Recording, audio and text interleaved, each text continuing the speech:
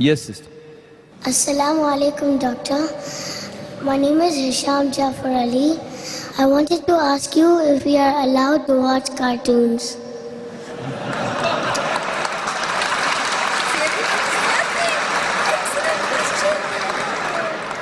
The brother has really asked a very good question on the topic, that are we allowed to watch cartoons? Today, the international survey, they say the maximum damage done to any child is the satellite media. On an average, an American child sits 7 hours in front of the television, more time than what he goes to school. Most of the channels that take him away from Islam, including the cartoon channels. Most of them. What you see, there's so much of violence, etc. So a person sees a violent movie regularly, whether it be cartoon or other movies, and he has a fight with his friend, and he takes out the gun of his father and he kills his friend. In Bombay, there was a serial for the children, somewhat similar to cartoon, called as Shaktiman, somewhat similar to Superman. So one young child, he jumps from his house in a tall building, thinking Shaktiman, Superman will come and save him. No one comes and saves him, and he dies. And when an interview was taken of that father, he said, I could not imagine my son would jump. Maybe tomorrow your son or my son will jump. Therefore, the impact of the media is so great that it blinds the person. And it causes maximum damage to the children. That's why we have started a school in Bombay by the name of Islamic International School. One of the criteria to get admission is that you should not have a cable TV in your house.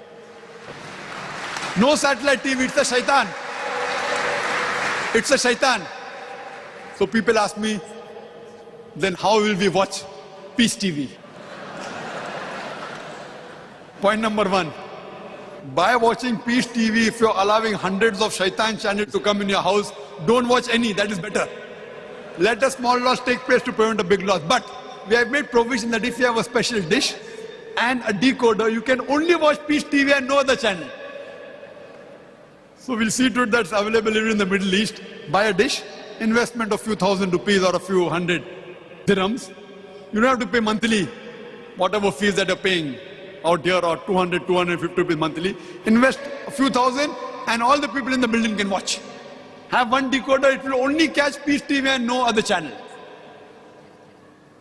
What we have, we can't create a vacuum. This is haram, this is haram. There should be a substitute. So we tell the parents of our school, don't watch cable TV, but we have got 5,000 tapes on Islam and comparative religion. Every day if you watch one for 3 hours, it will take you more than 13 years to complete the library. So by the time your son passes the school or your daughter passes the school, every day if you watch one, yet you will not complete the library. And the next 13 years we may have one more 5,000 inshallah. In our Islamic video cassette library, we have cartoons for children, but they are on Islamic lines. So surely, my son, you can watch cartoons which are based on Islamic guidelines, talking about the Quran, talking about the hadith of the Prophet, various cartoons we have got. But these cartoons get you closer towards Islam, not away from Islam. Otherwise, the other cartoons like Tom and Jerry, Batman, Superman, they have got no moral value. They take you away from Allah subhanahu wa ta'ala. There's so much of violence. So we have got Islamic cartoons like Muslim Scouts and various other cartoons like Fateh Sultan, which has a moral story and it gets the person towards Islam. So my son, if you want to watch cartoon, watch the Islamic cartoon which takes you towards Islam, but not those cartoons which take you away from Islam. Hope that answers the question.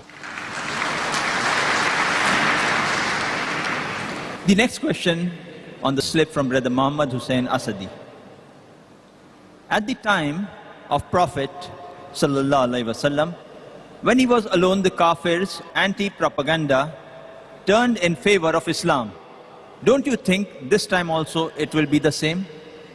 The question posed is that at the time of the Prophet, many people who did propaganda against Islam, they turned in favor of Islam. And that is what we should always want. I remember the second last time I was in UK, I gave a talk on terrorism and jihad. And similarly, the question of Osama bin Laden was there.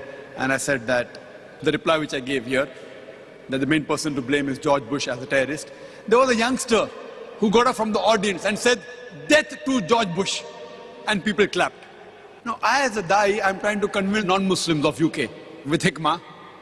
And a youngster gets up from the audience and says, "Death to George Bush." And believe me, all my effect gone down in vain. I'm a da'i. Everyone clapped. I got up and I told our beloved Prophet, there were two Umars who were very strongly against Islam. And a Prophet prayed to Allah, at least give hidayah to one Umar, and Umar bin Khattab, radiallahu anhu, he accepted Islam. So we should pray to Allah that give hidayah to George Bush. Why should we want death to George Bush? If he's a strong enemy of Islam, if Allah gives him hidayah, he will fight in favor of Islam. So we should pray that, Ya Allah subhanahu wa ta'ala, give hidayah to George Bush, give guidance. And when I make this statement, no media can blame me. What I've said is wrong. So we should answer with hikmah, and we pray to Allah subhanahu wa ta'ala that he should give hidayah to such people. Ameen. That's winning over rather than defeating the spirit of Islam. The next question from the brother on the left. Assalamu alaikum wa rahmatullahi wa barakatuh. My name is Khalid Hussain and I'm working as an electrical engineer in ETASCON group of companies. My question is, does Islam permit media? Because during the time of Muhammad sallallahu alaihi wasallam, there was no any means of mass communication as mentioned by you.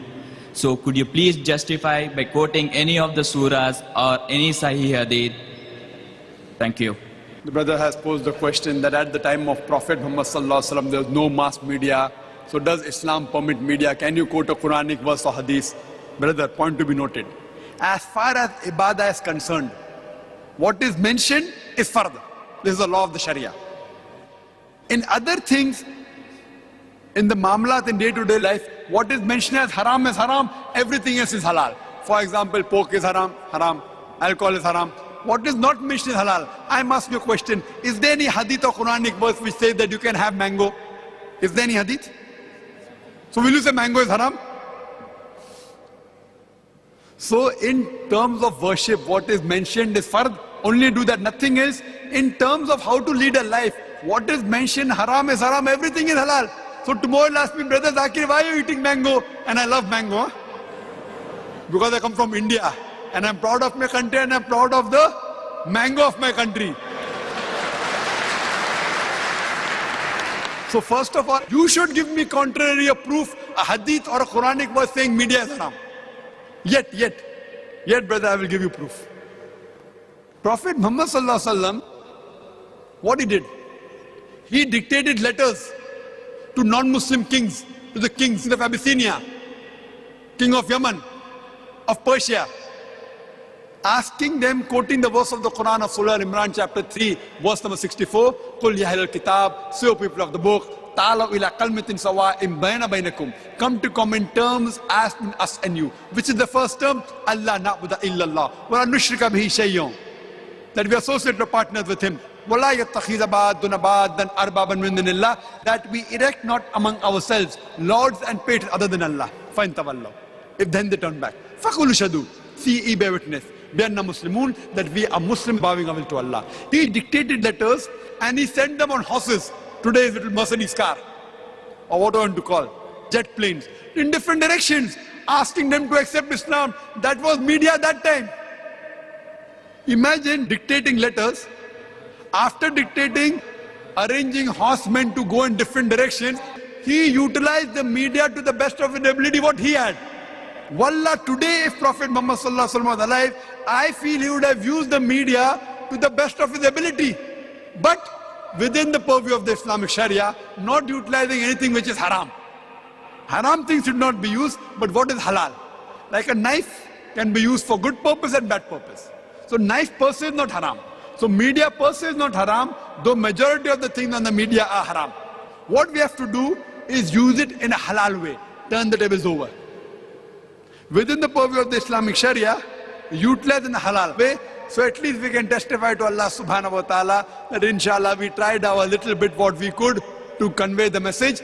Because our job is to convey the message. Allah says, فَذَكِّرْ نَمَا أَنْتَ مُذَكِّرْ. Our job is to deliver the message. Giving hidayah is in the hands of Allah subhanahu wa ta'ala. Hope that answers the question. Jazakallah.